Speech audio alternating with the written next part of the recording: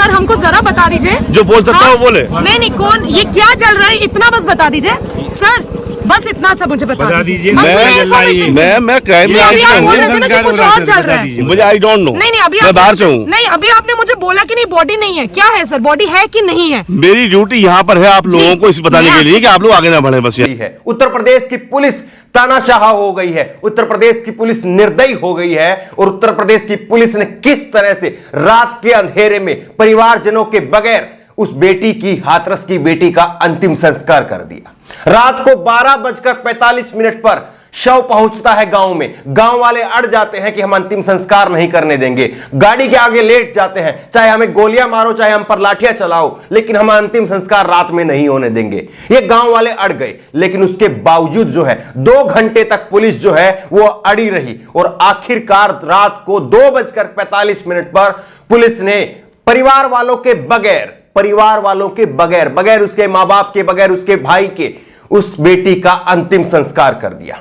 बताइए कि क्या उस बेटी का इतना भी हक नहीं कि उसको इज्जत से जिंदगी नहीं मिल सकी, उसको इलाज नहीं मिल सका, तो कम से कम उसको इज्जत से मौत तो मिल जाती, कम से कम उसको इज्जत से उसका अंतिम संस्कार तो हो जाता। कि उस बेटी को इतना भी हक नहीं था। और जबरन अंतिम संस्कार किनका किया जाता है? जबरन अंतिम संस्कार आतंकवादियों का किया जाता है, जबरन अंतिम संस्कार उनका किया जाता है। क्या गरीब होना अब इस देश में आतंकवादी होने जैसा है? क्या उत्तर प्रदेश की पुलिस और योगी आदित्यनाथ की सरकार जो है जो चाहेगी वो करेगी? उसके लिए कोई नियम, कायदे, संविधान कुछ नहीं है। जैसा चाहेगी पुलिस वैसा करेगी, जैसा सरकार का मन मर्जी होगी वैसा काम चलेगा। क्या उत्तर प्रदेश में अब यही चल रहा है? एक गुंडा राज भी नहीं है, एक गुंडा राज की भी प्रकाष्ठा को पार कर चुका है। गुंडे भी आखिरकार मरने के बाद में उसके शव को उसके घर वालों के लिए छोड़ देते हैं। लेकिन उत्तर प्रदेश की सरकार ने, उत्तर प्रदेश की पुलिस ने रात को 2:45 पर रात के अंधेरे में किस तरह से इस बेटी का अंतिम संस्कार कर दिया, खुद ही अंतिम संस्कार कर दिया। और उसके बाद में जब मीडिया वहां पर पहुंचती है तो मीडिया को भी कवर नहीं करने दिया जाता है। सुनिए किस तरह से इंडिया टुडे की एक रिपोर्टर है तनुश्री पांडे, उन्होंने एक पुलिस वाले से पूछा कि सामने जो जल रहा है वो क्या जल रहा है। पुलिस वाले ने इस बात की तकसीद तक नहीं की कि आखिरकार वहां पर क्या जल रहा है, और वहां पर उनको जाने नहीं दिया गया। सुनिए किस बेशर्मी के साथ में, किस बदतमीजी के साथ में उत्तर प्रदेश की पुलिस जो है वो पेश आ रही है। एक बार आप खुद सुनिए। आप लोग चले जाओगे सर, मुझको एक बार बस बताओ। गांव पहुंच गया है तथा उसके परिवारजनों के अनुसार ही अंतिम संस्कार किया जाएगा।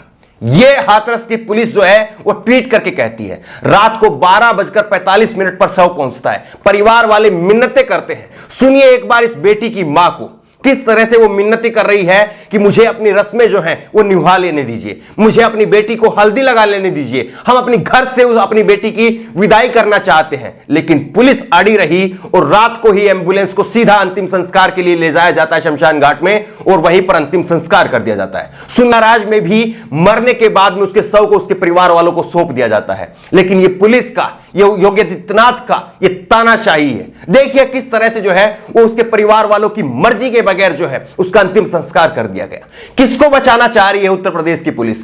किसके लिए काम कर रही है योगी आदित्यनाथ की सरकार? क्या योगी आदित्यनाथ की जाति के वो पुलिस वाले थे और ये बेटी दलित थी इसीलिए उसका ये कसूर है? आखिरकार पुलिस को किससे खतरा था? इतनी बड़ी संख्या में पुलिस थी, रातों रात और पुलिस आ जाती। अगर आपको इसी बात का खतरा था कि गांव में बाहर के लोग पहुंच जाएंगे, पॉलिटिकल पार्टियां पहुंच जाएंगी, तो आप इलाके को सील कर देते। लेकिन कम से कम उस बेटी को दिन में अब उसके परिवार वालों के मौजूदगी में उसका अंतिम संस्कार करने की इजाजत तो देते। आपने रात को उस बेटी का अंतिम संस्कार कर दिया। और जो कोतवाल वहां पर मीडिया को रोक रहा था उसके लिए प्रशांत शुक्ल ने बिल्कुल सटीक लिखा है। प्रशांत शुक्ल ने लिखा है, मैं कोतवाल हो सकता हूं, ये कोतवाल के शब्द थे, मैं कोतवाल हो सकता हूं लेकिन बोल नहीं सकता, मुझे बोलने का अधिकार नहीं है हिंदुस्तान में।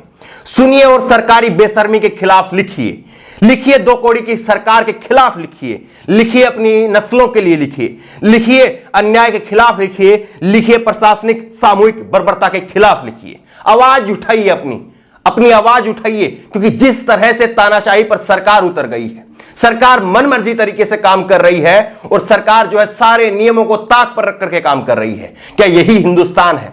क्या इसी हिंदुस्तान के संविधान की कसम खा करके सरकार ने जो है वो योगी आदित्यनाथ ने मुख्यमंत्री पद की शपथ ली थी? क्या इसीलिए जो है उत्तर प्रदेश की जनता ने उनको चुना था कि उसके साथ में इस तरह का व्यवहार किया जाएगा? आप एक अपराधी को लेकर के आते हैं, विकास दुबे को, और उसका एनकाउंटर कर देते हैं, क्योंकि आपकी सरकार खतरे में थी, आपको सरकार बचानी थी, इसलिए नियम कानूनों की धज्जी उड़ाते हुए उसका एनकाउंटर कर दिया। आप एक बच्ची की लाश को लेकर के आते हैं, बच्ची का पिता और भाई जो है वो अस्पताल में धरने पर बैठता है कि हमें हमारी बेटी की लाश दे दीजिए, लेकिन उनको उनकी लाश नहीं दी जाती है। जबरन वहां से चोरी से सफदरजंग अस्पताल से वहां से लाश को निकाला जाता है और लाश को फिर गांव पहुंचाया जाता है। गांव वाले कहते हैं कि हम जो है अंतिम संस्कार नहीं करने देंगे, परिवार वाले कहते हैं कि अंतिम संस्कार नहीं करने देंगे, लेकिन आपको खतरा था कि सुबह होते होते बवाल हो जाएगा, लोग यहां पर पहुंच जाएंगे और आपकी तानाशाही सरकार के खिलाफ जो है वो आवाज उठाएंगे। इसलिए अपनी सरकार को बचाने के लिए आपने बेटी की रात को अंतिम संस्कार कर दिया। उस बेटी को जिसको आपको सुरक्षा नहीं दे पाए, उस बेटी को जिसको आपने 8 से 10 दिन तक एफआईआर दर्ज नहीं की, उस बेटी को जिसको आप एयरलिफ्ट करवा करके दिल्ली नहीं ले जा पाए इलाज के लिए, उस बेटी को मरने के बाद में आप इज्जत से उसकी अंतिम संस्कार नहीं करवा पाए। यह है उत्तर प्रदेश सरकार की हकीकत, यह है उत्तर प्रदेश की पुलिस की हकीकत। किस तरह से खुलेआम जो है गुंडाराज चल रहा है। ब्रजेश मिश्रा ने बिल्कुल सटीक लिखा है, इज्जत से जीने नहीं दिया, जिंदा थी तो हैवानों ने नोच डाला, तड़प रही थी तब ठीक से इलाज नहीं मिला, अब मर गई इज्जत से लाश तो घर वालों को सौंप दो। क्या हाथरस की गुड़िया को सम्मान के साथ अंतिम संस्कार का हक नहीं मिलेगा, लाश तो लौटा दो। यह बात उस वक्त की है जब अस्पताल में परिवार जो है वो धरना दे रहा था और उसके बाद में रात को 2:45 पर अंधेरे में अंतिम संस्कार कर दिया गया। तब ब्रजेश मिश्रा ने लिखा, यह अन्याय, अत्याचार और अमानवीय की पराकाष्ठा है। हाथरस की गुड़िया को पुलिस ने जबरन अंतिम संस्कार कर दिया, पुलिस निर्दयी बन गई, खुद ही अंतिम संस्कार कर दिया, गुड़िया को इज्जत से विदा भी नहीं होने दिया। मां बाप की चीखें और उनका बिलखना कलेजा चीर देता है। किसको बचाने के लिए इतनी निर्लज्जता? सवाल यही है उत्तर प्रदेश की सरकार से, योगी आदित्यनाथ से, उत्तर प्रदेश की पुलिस से, कि आखिरकार किसको आप बचाना चाह रहे हैं, किसको आप बचाना चाह रहे हैं? क्या इतना हक भी उस बेटी का नहीं था? क्या इतना हक भी उस परिवार वालों का नहीं था कि उसको वो सम्मान से अपनी बेटी का अंतिम संस्कार तो कर सके?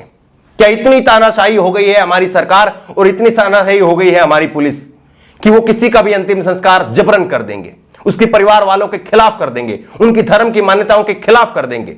वैसे तो आप दलितों को हिंदू मानते ही नहीं हैं, एक हकीकत तो यह भी है, आप दलितों को हिंदू नहीं मानते हैं। ये तो आपके नेता, बड़े बड़े नेता बार बार कह चुके हैं। और दलित थी साहब, इसीलिए तो उसका जबरन रात को अंतिम संस्कार कर दिया। अगर कोई और बड़ी जाति की होती, अगर कोई रसूखदार परिवार से होती, अगर कोई अमीर बाप की बेटी होती, तो अब तक तो उसके लिए जो है बड़े बड़े मंत्री जो है वो आंसू बहा रहे होते, उसके अंतिम संस्कार में शामिल होते, नंगे पैर चलते। लेकिन एक दलित की बेटी थी, इसीलिए जबरन उसके घर वालों को बंधक बना करके, गांव वालों को बंधक बना करके अंतिम संस्कार कर दिया गया। आवाज उठाइए सरकार के खिलाफ और पुलिस की इस बेशर्मी, बेहयाई के खिलाफ, क्योंकि अगर आज आप आवाज नहीं उठाएंगे तो कल को यह आंच आपके घर तक भी आएगी और पुलिस इसी तरह से और सरकार इसी तरह से तानाशाही बरतती रहेगी। इस खबर को ज्यादा से ज्यादा लोगों तक शेयर करिए ताकि लोग जान सके और समझ सकें कि आखिरकार उनके साथ, समाज के साथ, देश के साथ, राज्य के साथ, प्रदेश के साथ क्या किया जा रहा है। धन्यवाद। और ऑनलाइन न्यूज इंडिया की सभी खबरें अपने मोबाइल फोन पर सबसे पहले देखने के लिए अभी चैनल को सब्सक्राइब करें और घंटी जरूर दबाएं।